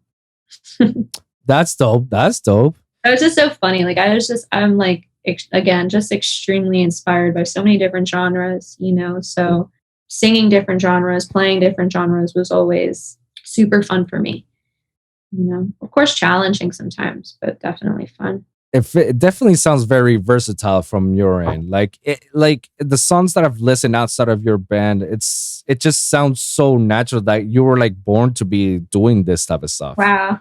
Thank you. No, of course. Damn it. I wish you could have sung a couple of my songs if I would have known that. That's so funny. Well, now I have to rewrite some of my songs. It's like, hey, Deja, I got this project. Let me know what you think. Dude, I got you. Totally got you. Yeah, That's I mean, dope. you look at like Haley Williams, right? Like Haley Williams, like she made it big with like Paramore, of course, but she did so much. Like she did that song with Zed, and Yeah. she did that airplane song with like B.O.B. and that was super cool. That was super different when it came out. I think it was at the time that hip hop and rock and dance music were all merging with each other, that they were building bridges with each other. Because remember, back then, as I remember, everybody was its own lane, you know, like nobody want to mess with another lane or not. When Jay-Z started that bridge with Linkin Park and did that whole, I was just gonna say that. Yeah, like that shook the world. That was so different. It was that was a masterpiece. That's what it was, man. And let me tell you, the Akon with David Guetta. Oh yes. And then you got like Paramore, Haley Williams doing all that other stuff with EDM artists and rappers. And I know like there was like there's a bunch more of other people that decided that like, oh shit, let me get into this. Let me get into that as well. Let me just do collabs. And before you know it, that whole norm about stay in your lane, nope. Let's work together. Let's go. Let's make some music. Let's do this. Let's do that. So I am thankful that ever happened, because it just gives people like, hey, you know, you don't have to do this the whole time. You can actually evolve yourself and do other cool things that you will want to do, or try and experiment, you know, because there's nothing wrong about experiment. Some of the greatest ideas come from experimenting. Yeah. Oh yeah, absolutely. Yeah, it's so true. And I think that was something that I just always struggled with, was like, you know, just like, I think it was always just like sticking to one thing. So I just loved everything, you know, and I just didn't care that things were different from each other, you know, like that didn't matter to me. Like if it's dope, it's dope. And that's all there is to it. I feel like that's where the bad reputation that's being perceived by many musicians is like, you know, like if you get better at one thing and stick by it, you know? Right. And that's like such a false narrative, you know? Yeah. Don't stray away from like what you're good at. Yeah, that's I think that's dumb. Yeah. And you know what? Like I was taught by that in my school by a Grammy Award winner engineer, which his name is never going to be mentioned in the show, but I've talked shit about him and his character in the show. But I think like so there's like two sides to it, right? Like I think at the same time, it is good to find your niche. You know, that is cool. But I mean, yeah, I don't know. I think as any musician should definitely, I mean, like Ricky, for example, like Ricky does everything, you know, like Ricky is so versatile, but at the same time, like he knows his audience, and you know, he has this incredible brand, but he also pushes those boundaries. So I think it's just like, it's finding that balance of knowing your niche, knowing what you're great at, knowing what you're good at, knowing what makes you happy, of course, but you still always should push those boundaries and expand your horizons, and, you know, learn and be inspired by different genres of music. No, and I absolutely agree with that. There's nothing wrong about that. Like, and I get what you're trying to say is like, yes, find your own niche, find your own style. But the way that they were perceiving it to me is more like, stick with your own lane, stick with that. If that's what you're good about, don't try other things. And like, if I would have, I kid you not, Deja, if I listened to his advice, I would have never been a dubstep DJ. Wow. I would have always been a house guy. Kid you not. And because I was always into progressive house, electro house, you know, that big room era. Yeah. You know, I was all into that. And if it wasn't for me meeting Ricky and getting more influenced by Skrillex and other dubstep rappers, dubstep like Samboy as well, you would have never realized that was like your thing also. Exactly. And and the reason why I've never started dubstep is because I was too scared to start. Because obviously dubstep is such a complex genre that many people don't really realize it. Like in today's world, it is easy to make dubstep, because now all you need is a laptop's plug-in Serum and any DAW, and you can make a dubstep track. So it's very easy to make it. But back then, before Serum was popular, before it was all about Massive, Yeah.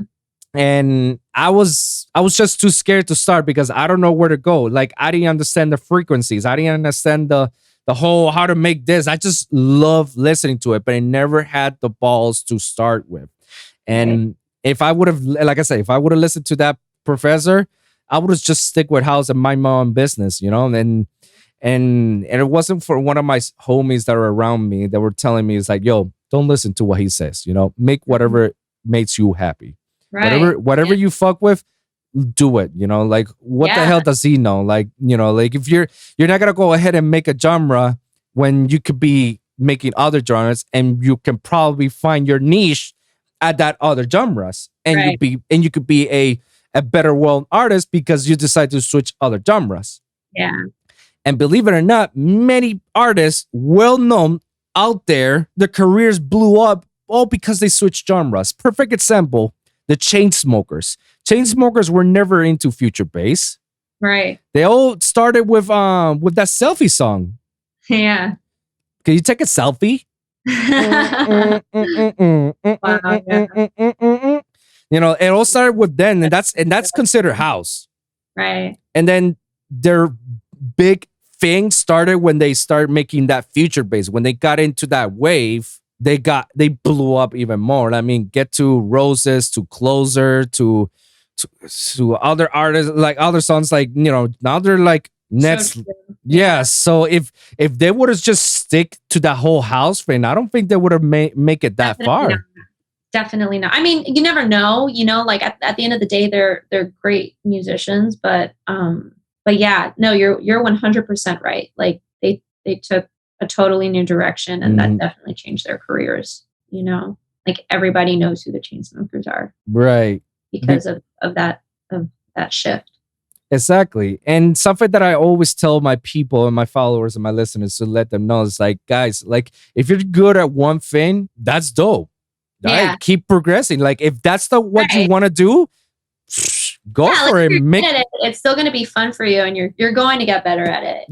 Exactly. So to try new things. Yeah, I will never tell anybody, stick to that one genre. Like, no, if you're good at that genre, hey, go for it. Like, fine, just go work on it. But if you feel like that you want to experiment other genres, then go ahead and experiment. And who knows that maybe those experiments, it might be your thing. I think that a lot of artists just have so much anxiety about it. Like it's. I mean, there's been it's not as much of a thing anymore. Like, I think now more than ever, a lot of artists are super down to try new things. That's why you have artists like Halsey, and Halsey does a little bit of everything. Like she did this like post pop punk song with Youngblood and like Travis Barker. Yeah, that was so cool. Definitely didn't get enough hype for it. Like, I thought that was so sick. I mean, shit, Travis Barker, like, you do a song with Travis Barker, like, you made it. Simple as that. I don't care what anybody says. He's like a legend, like Blink-182. Come on, he's the legend. He's the GOAT for all drummers. Like, my high standards of drummers is Phil Collins, Travis Barker. You are right there on my top 5 drummers. My top 5 drummers. You are my top 2. Like, obviously, like, that guy. You make a song with him, it's like, that's it. Yeah. It's So I think like now artists are a lot more open to trying new things, as they should be. But I think that there was, like, for a long time, just so much anxiety about it because obviously, if you're with a label and your label is doing. With your label, you're keeping your label happy, and you're doing something that is going to make you money and them money and all that stuff. And it's hard. It was really hard. It used to be really hard, And I think that everyone is just a little bit more open to it now, as long as it just needs to be done the right way. Is that what you're currently now doing with your new future project? So yeah, I'm just like, my new project is it's so different than anything I've ever done. It's so different, but it's been so much fun and so cool. So basically, like, the genre it definitely has its roots in like R&B and soul. Definitely some hip hop, Yeah, it's super sick. So yeah, like who cares about like rules, you know, like who that just because I'm in an indie rock band doesn't mean I can't do that kind of music, you know? So So that goes that old saying, you know, like learn the rules so you can learn how to break them. yes, that's my favorite saying. Learn your rules and break them. Yeah. So true. I take that with like everything. Learn your rules and break them. Yeah, because you know, it's because there's a difference when they say break the rules without even knowing the rules versus learn the rules so you learn how to break them. Because people break it the right way. Yeah, you want to break it the right way. You don't want to break it like the wrong way, because I think that was the biggest mistake that many people have taken or done when they're starting to build their careers. It's like, oh, I want to do experimental shit right from the get-go. It's like, and then they just like go into it.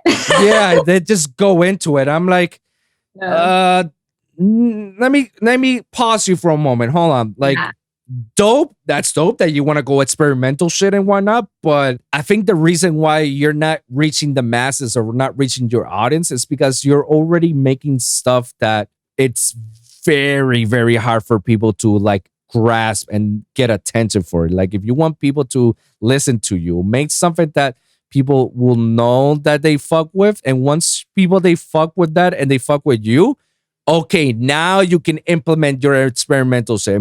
And because you did it, people already followed you. They're like, oh my God, I like this shit too.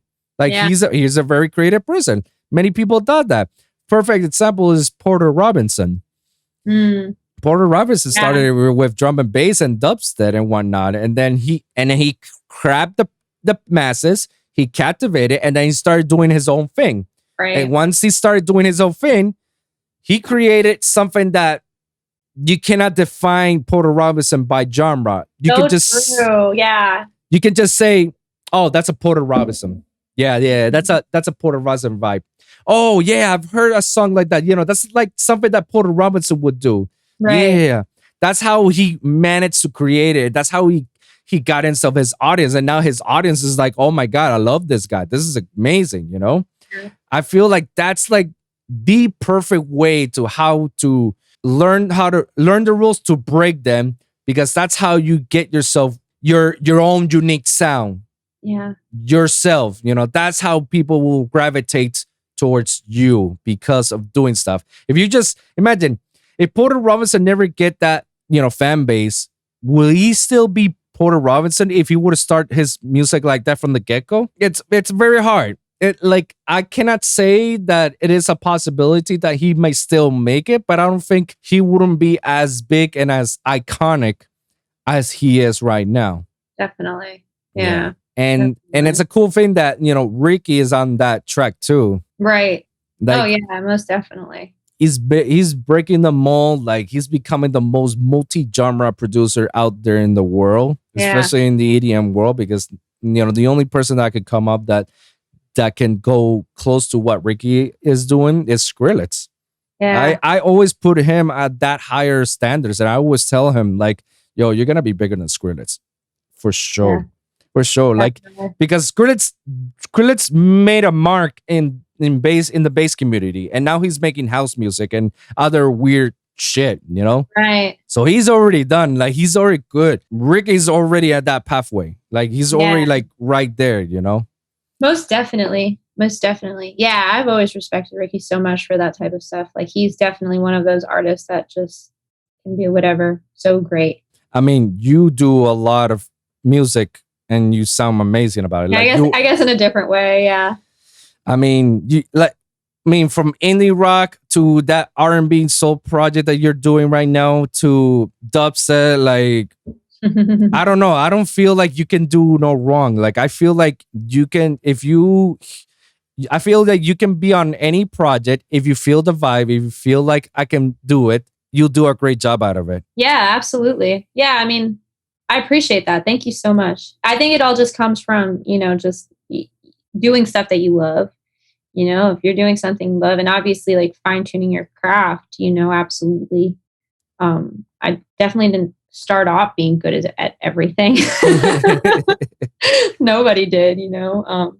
But yeah, again, it's just it's learning a lot of different rules, you know. I mean, when I started the R&B project, even though I grew up on that stuff, you know, I grew up so heavily on that stuff. It's been a while since I had listened to a lot of that music, since I had listened to like Erykah Badu and Lauryn Hill and Jasmine Sullivan, you know, like, and I had to just jump back into that stuff again, you know, and learn everything again, you know, not learn everything again, but like really, really tighten up on a lot of the technique. And yeah, just it was really interesting. So it's been so fun, because I feel like this is definitely by far the most challenging genre I've ever worked in. Interesting. Tell me more about it. Like, why does it make it so challenging for you? So, I mean, so like one of our songs is like 8 minutes long. I think it's up to like 50 vocal tracks. So it's like, NANI? Yeah, it's just like a bunch of harmonies, and all the harmonies are like really, really weird and interesting, you know. So it's just a lot of experimenting, and but yeah, it's been such an experience. And yeah, how long have you been working with this side project or this new future project that you're working on? Me and Mike have been working on this project. We really got it started when we went into quarantine. Oh, perfect timing. Yeah. We had always like talked about it, you know, but we were just like, dude, this is like the time, you know, because I up until then, I was gigging so much with my band. He was gigging a bunch with his band as well. So we just didn't have the time for it. And it's not that we didn't have the time for it. We just didn't make a priority. Right. You know? So, so finally we were like, let's just do it. Like, we have all this time. Let's just do it. And, the first song we released was Cold After Midnight. And we did that with, Andrew Musselman on bass and Chris Lopez on drums as well.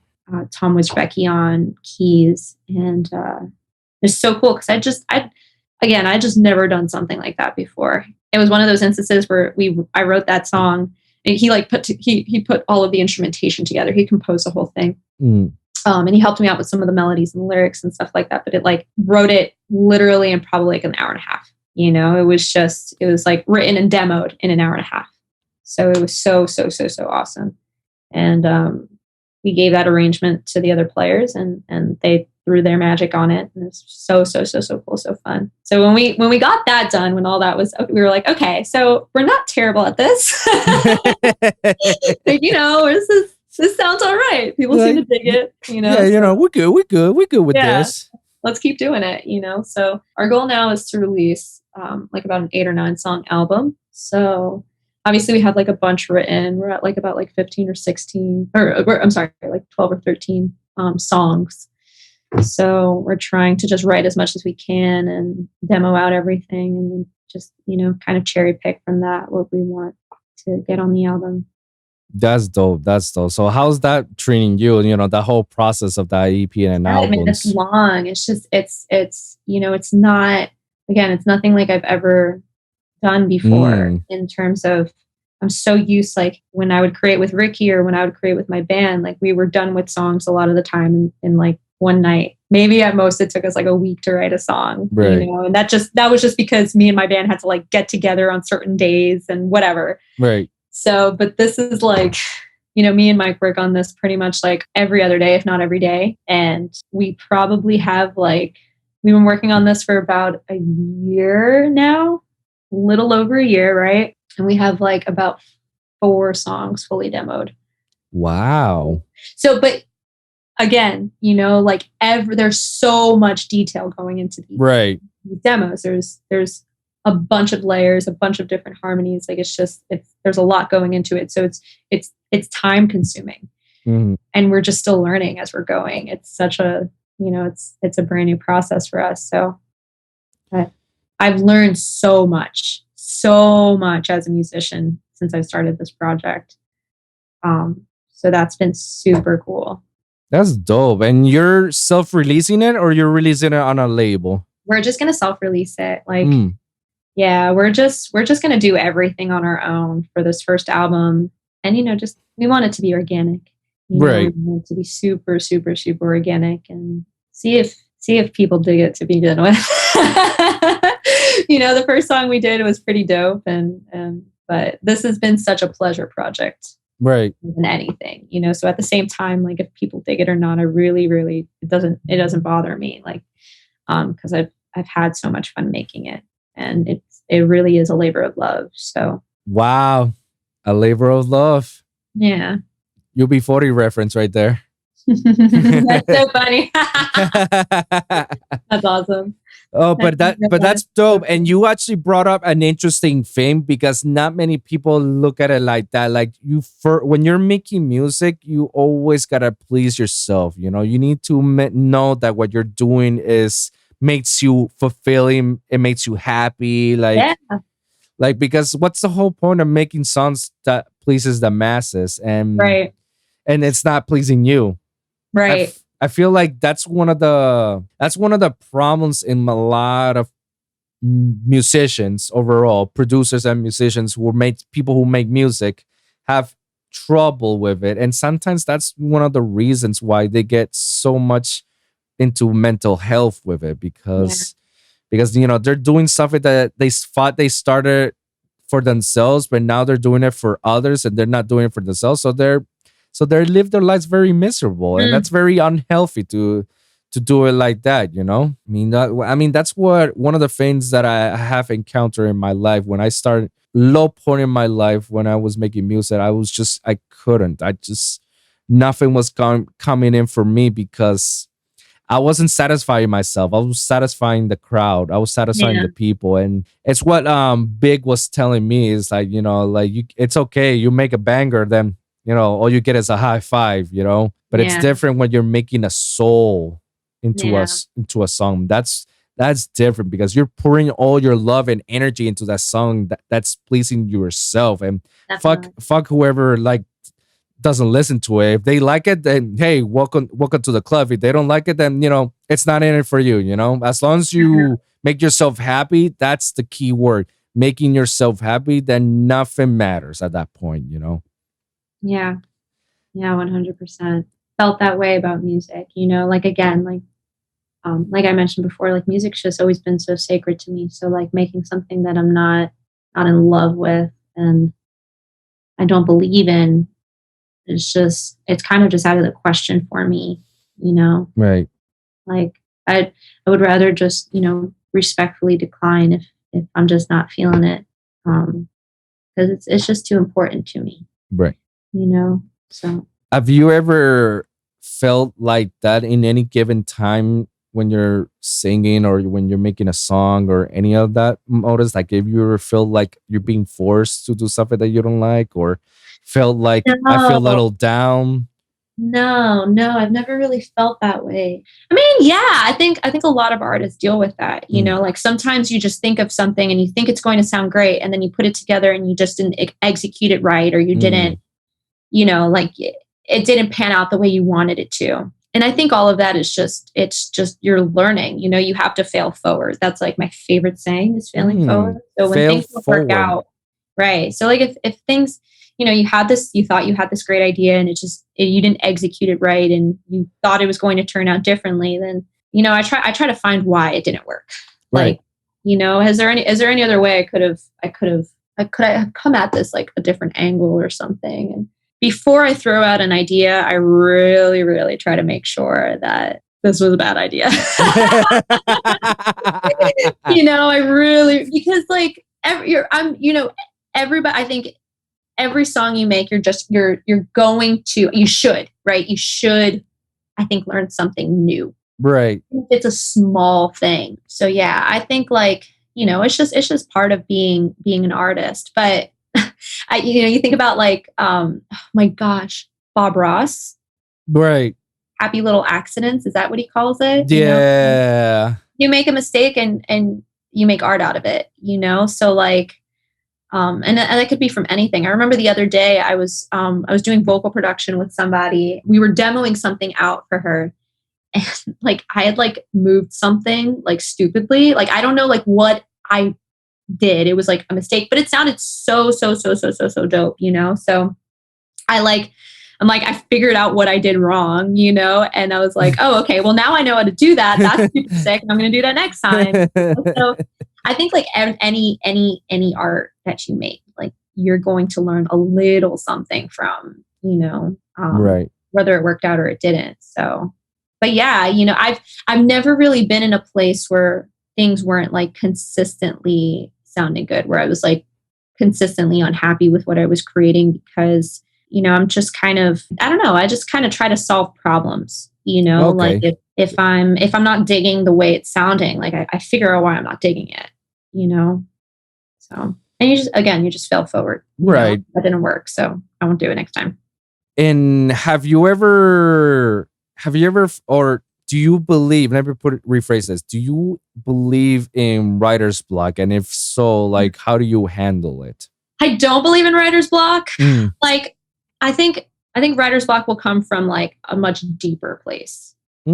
Personally, like anytime I haven't been able to write, it's not because of writer's block. It's because I'm like dealing with something emotionally, that like it hasn't surfaced yet and like I haven't dealt with. So I don't think that, I think it mostly like as an artist, like you just create, I don't know. I just kind of always got into the habit. I actually learned this from Ricky. Ricky told me this, like it's you practice it, you just practice it. You practice writing. If you suck at writing, you practice it, you're going to get better. So even when I would write things and I didn't really like where it was going, I'd finish it anyways. I would finish it anyways because maybe there was some idea from it that I could use in the future, or maybe something dope would come out of it. And if it didn't, who the fuck cares, But I also don't think that creating should be forced either. Right. But it's hard because even when I can tell you, like sometimes I have forced myself to create and great things have come out of it. And again, it's not because I'm not feeling creative. It's because I've realized, like in retrospect, I was dealing with something else going on that I had not dealt with. So it was affecting my creativity. I agree with that. I deal with so much anxiety, so like if I'm feeling anxious about like anything and I'm not dealing with it the right way, it's going to affect me creatively. Okay. Sure. And how do you deal with your anxiety? Like what stuff do you do that, is like, anxiety, get out, know? So like planting, like these plants have tremendously helped, like I think like everybody, like everyone has to have their passion. That's so important. But when music was like my only thing that I did, and I really wasn't doing anything else, then, I don't know, like it was always still so beautiful to me and so sacred to me and important to me. But I guess that was probably one time, but again, it was deep. It was rooted because of another reason. Right. But I did notice when I wasn't doing anything else, it was harder to create. So I think that's really what it comes down to is, if you're an artist and you constantly create, but if you're having a hard time creating, then that probably means that you need to deal with something else, something emotionally or spiritually or mentally, anything like that. I 100% agree. And the reason what I earlier I told you is that we're gonna go back in that because of that hobby you make. It's a same thing that has happened to me. Like when I literally feel down the dumps, or I'm going through emotions, or going from some other stuff, or when I'm not feeling of making a song, or it's not coming out the way I wanted, I literally stop everything altogether and I focus on my hobbies. And I have a lot of hobbies. One of my hobbies is, spending time with my girl. That's nice. Yeah. Yeah. And playing video games whenever I get a chance, because I don't get to play video games during the week because I'm working and I'm working on the podcast, so, Yeah. So, believe it or not, playing Yu-Gi-Oh. Oh, dope. I used to play Yu-Gi-Oh. Oh, you used to be a duelist? Yu-Gi-Oh. Okay, to be honest. Right. I really didn't know what the hell I was doing. The only reason why I picked up the game was because this boy I had a crush on played it. Oh. So I would just have like stacks of cards, like these massive decks, just to like, I mean, I knew a little bit, but if I had to like sit down and play with you again right now, I don't know what the fuck I'm doing. Most of the time I was just putting cards down like a fucking badass. Yeah, like, yeah, that's what are you gonna do now? What are you gonna do now? And then they'd be like, what the fuck is that? I'm like, oh, wrong card. Sorry. yeah, I used to play it, but like I didn't know shit about it. Oh, that's dope. That's As a poser. Hey, thank God I'm not the only one.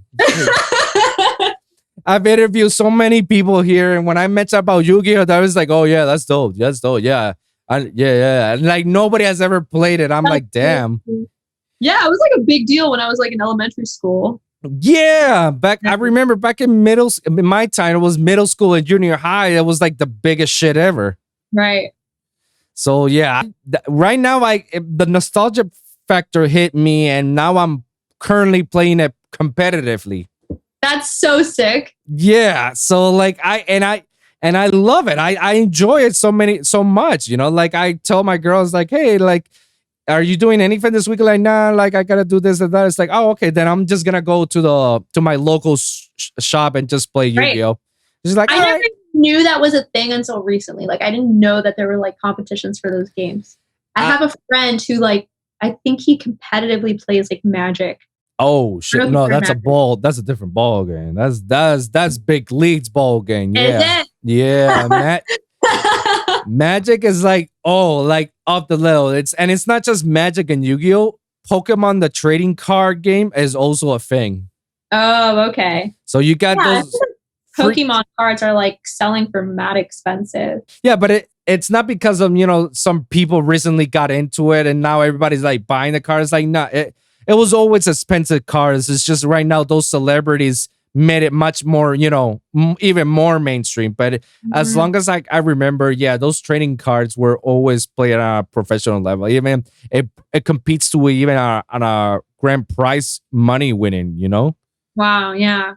That's why I play competitively Yu-Gi-Oh to get that money, get that extra moolah, Yeah, dude, if you're good at it, it's fun. Why the hell not? Exactly. I get lots of fun, even though I get my ass kicked most of the time, but I have fun. That's all that matters.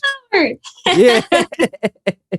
And hey, believe it or not, because of making all these certain hobbies is where I make the best shit ever. Yeah. So like I always tell people, it's like if you are in this quote unquote writer's block, yeah, or you're feeling down the dumps, or you're not feeling right, or you feel like, man, I need to just get off with this for unplug yourself. Follow your hobbies, follow your passions, do something that makes you happy, like, and go to the smallest thing. Like you like playing video games, play video games for a little bit, or go out and skateboard, go biking, go surfing, go do some extra activities. Like the creativity is gonna come back again, and it's gonna hit you hard. That while you're doing it, you're like, oh my God, now I know what to do when I come back. And when you come back, you're like, just like, yes. Yeah, absolutely. Like it's, I don't know. That's just always been my experience, So right. I relate to that so heavy. Like, it's just, sometimes you just need to, sometimes again, like I've done great things when I have forced myself to create, right. But at the same time, it's, for me, it was just always something that like I knew I wasn't dealing with in another way. So it showed in my creativity. But yeah, like you should find other things. You definitely should find other things. I agree. Like you should definitely have some sort of a hobby, even in the smallest little thing. Like hey, another thing I also do, I forgot to mention, like I am what Ricky is to Legos, I am into Gundam models. What are they? Hold on, let me show you. I got you a big one. Here you go. You see these? Oh my gosh, what is that? That's what we like to call. Is that a sword? Well, this is not a sword. This is what we call a scythe. A scythe. That's like what the Reaper carries. Yeah, basically. So this robot, it's known as a Gundam. It's a robot? Yeah, that's a robot. Look. Oh my gosh. Here you go. See? Holy shit. I see it now. And this is what humans pilot, because it's a giant ass robot. Holy shit. Yeah.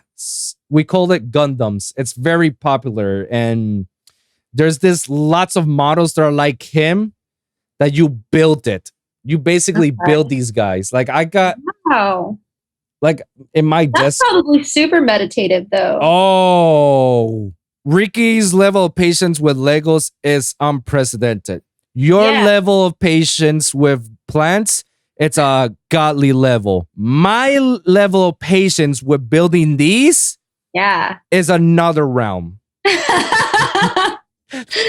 Wow. Because you need to be very precise and know which ones you're building and cutting. And then once you got that all assembled, you need to make sure that you have a little paint, a little stickers, a little like. Yeah. Wow, that's so cool. Yeah. So that's like another hobby. I have like 20 more of those boxes that I haven't built. And the reason I haven't built them is because I'm waiting until I move in with my girl. So that way I have enough space, because in my room, I don't have space. Like if you see my corner. Yeah. See that bookshelf?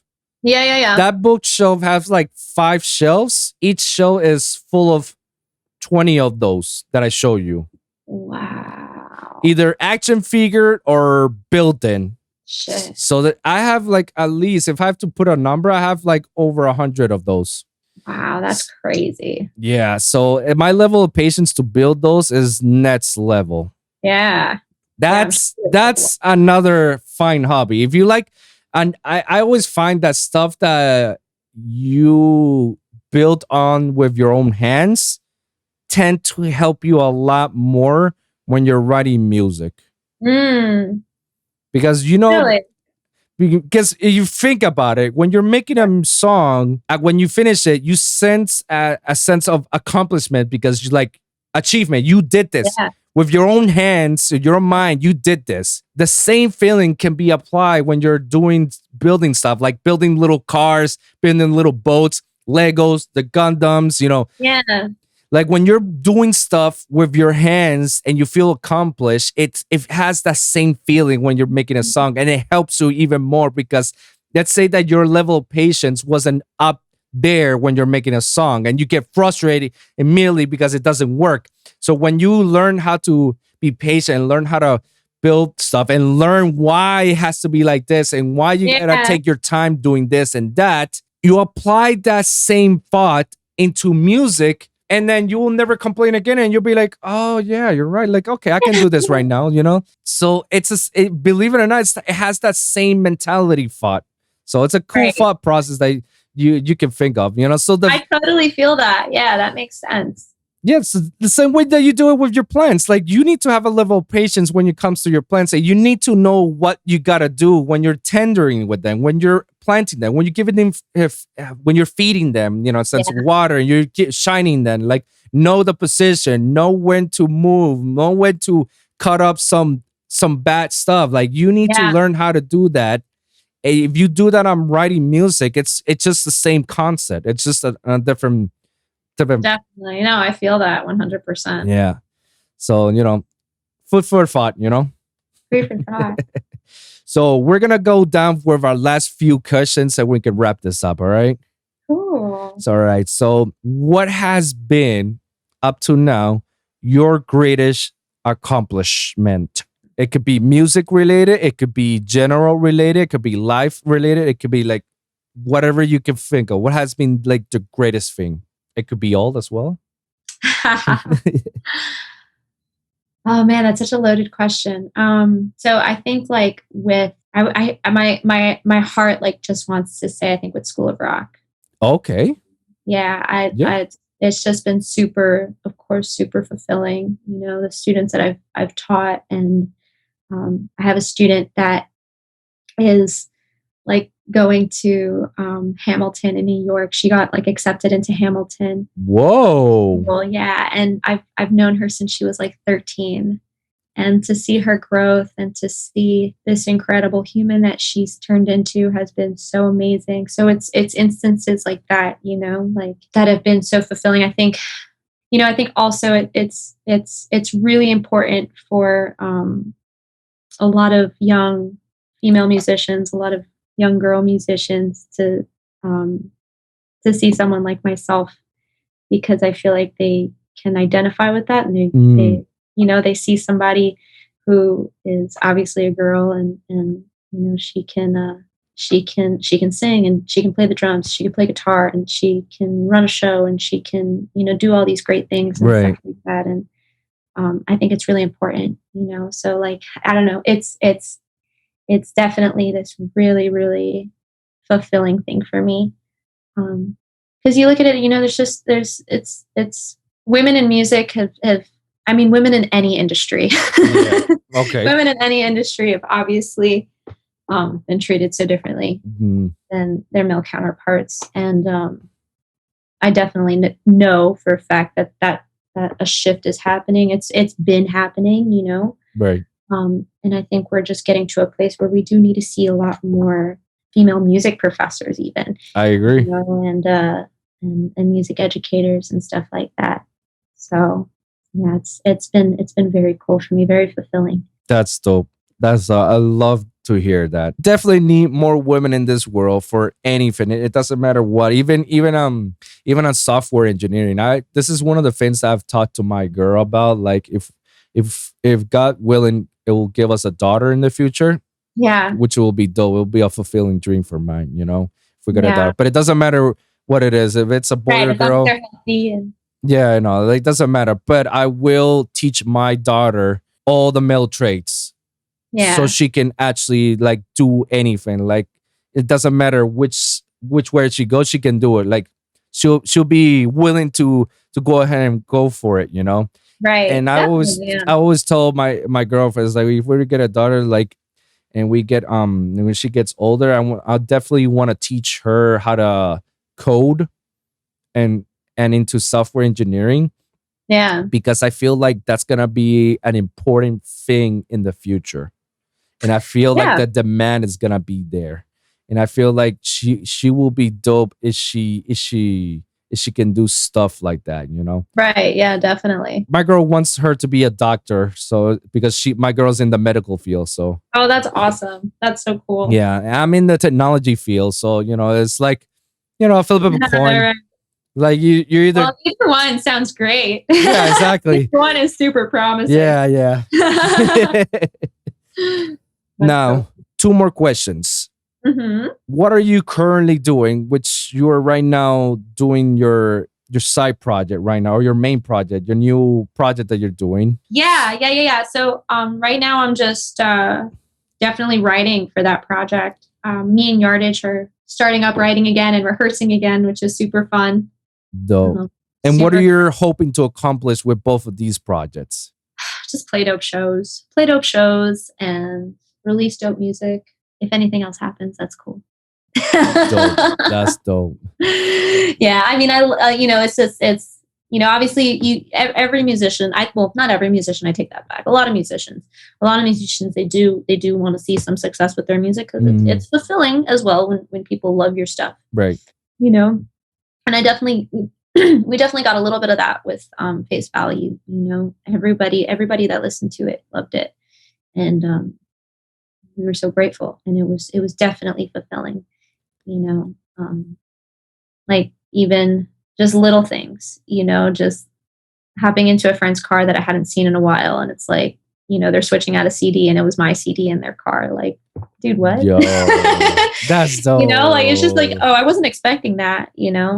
That's awesome. So, or like someone shooting me a text message, how many times they've listened to like If I Stay or Northwest, like I would get those like every so often, like at the end of the year when Spotify does their wrap up or whatever. And it's like, damn, what? Really? It's a dope song. Like it's a dope. I'm telling you, I love it.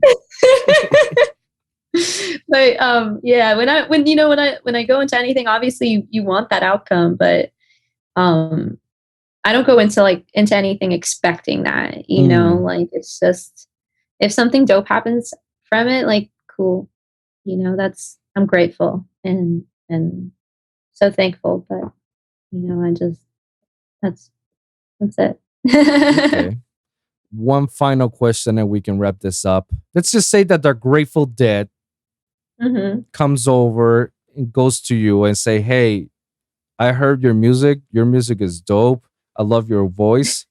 We would like you to come over to our tour. But the tour is gonna last for like years, Okay.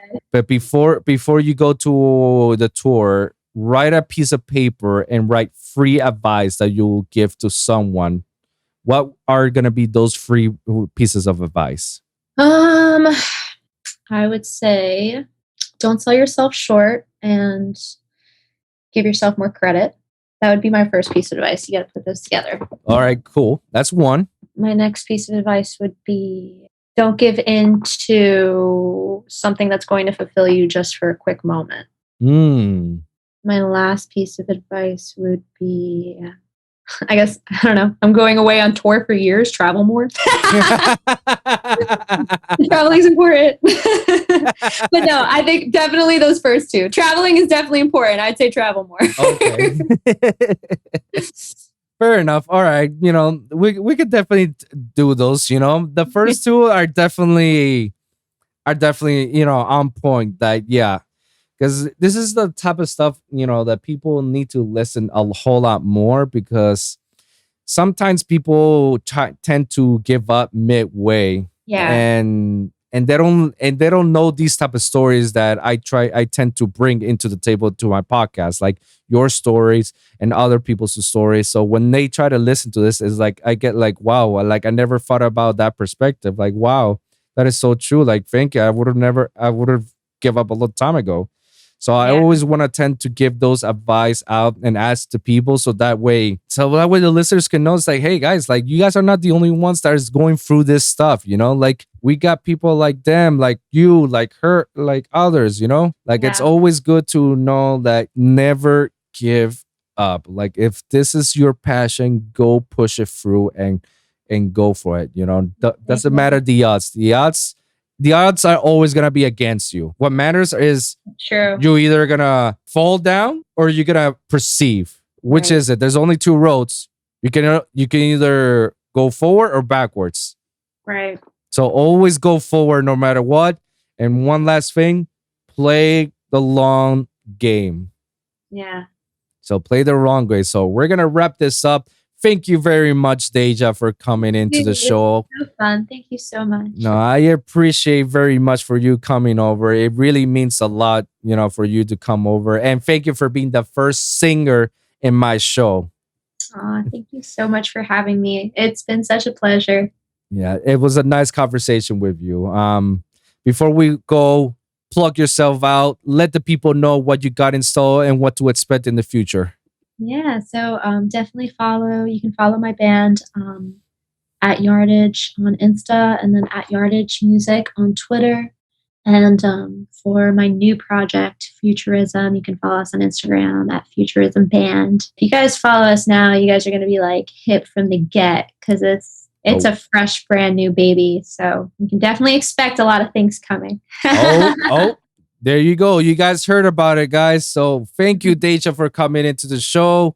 Thank you guys for tuning in. And remember, every week is a brand new episode with a brand new topic. So be sure to like and subscribe for your weekly episodes at the Lone Wolv Podcast for SoundCloud, Spotify, Apple Podcasts, iHeartRadio, and of course, the YouTube channel at lonewolfpod.com. That's lonewolfpod.com. That's the channel that I'm trying to bring up.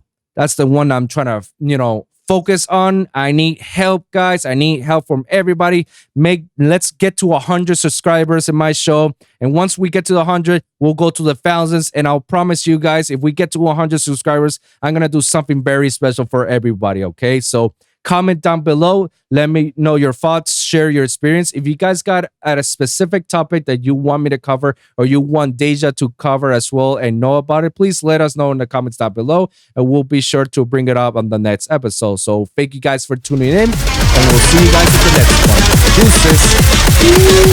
Deuces.